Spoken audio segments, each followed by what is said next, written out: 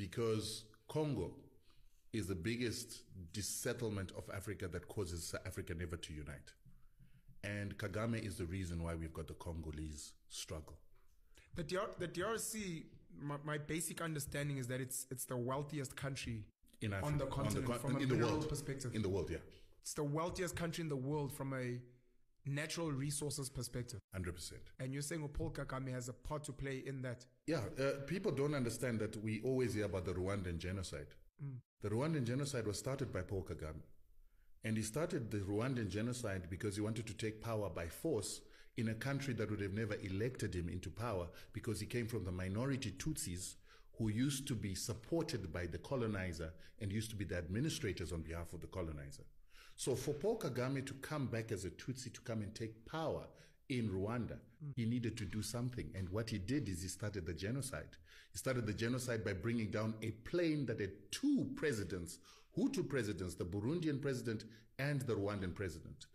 Paul Kagame and his RFP forces shot down the plane when it was landing back in Rwanda from actually an AU meeting. And when that plane came down, then it inflamed the Hutu people who knew that they were RFP fighters who were trying to take power by force. And so they began to fight against Tutsi people who they felt wanted to come and take over power.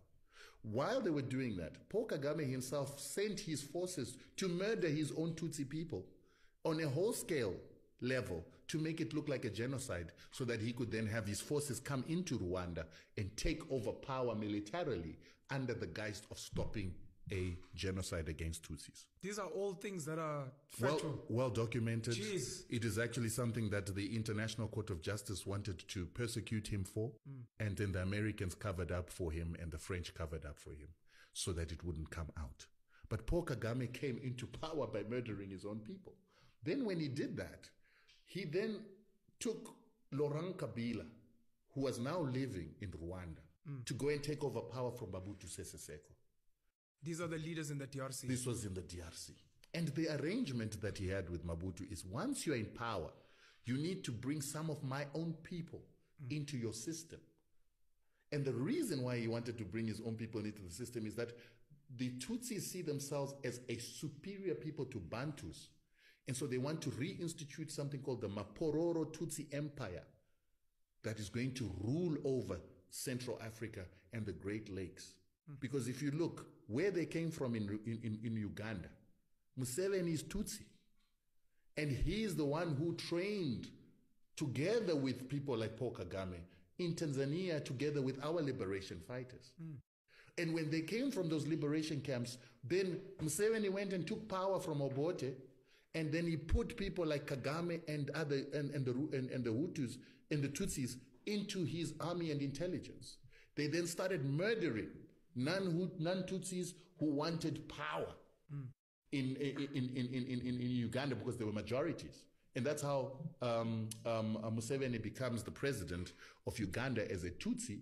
And then he begins to assist Kagame, together with the Europeans, the Americans, to then create a force that is going to take power in Rwanda. And then they must take power in Rwanda, instill a Tutsi in Burundi, and instill a Tutsi in Congo. So when they then succeeded in getting what do you call him? Kabila into power, Kabila refused to put Tutsis into his government. And when he refused, then Kagame and Museveni then sent their armies and rebels into Congo with an intention to remove Kabila. Kabila then ran to SADC. And that time SADC had an organ, or the military institution was called the organ, which was being headed by Mugabe. And he said, listen, they want to overthrow me. And he gave them the reasons why they want to overthrow. Mugabe sent a fact-finding mission that it consisted of Zambians, Namibians, Angolans, South Africans, and everybody from SADC region. And he realized that this was actually a problem. So they went to Uganda, they went to Rwanda, they couldn't find Museveni when they went to Uganda, they couldn't find Kagame when they went to Rwanda, but they got information that there was going to be an overthrow of Kabila, And then the UN was going to be forced to actually come up with a policy that says Congo must be broken down into 5 countries. Jeez. The 5 countries would then be easier to loot for the West through Uganda, Rwanda, and their own people that they would have placed within the Congolese system. Then Zambia and Zimbabwe came up with a counter proposal, but they also sent the armies of the Namibians and the Angolans to go and stop Kagame from overthrowing Kabila. They were able to repel Kagame and Museveni's troops. And so Kabila was not overthrown because of that. For that reason, and us taking land in exactly the same time, the Western world came together and imposed sanctions on Zimbabwe.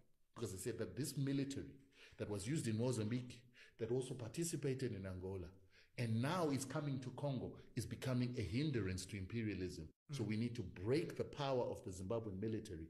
Let's put them under sanctions. So that's what caused the sanctions.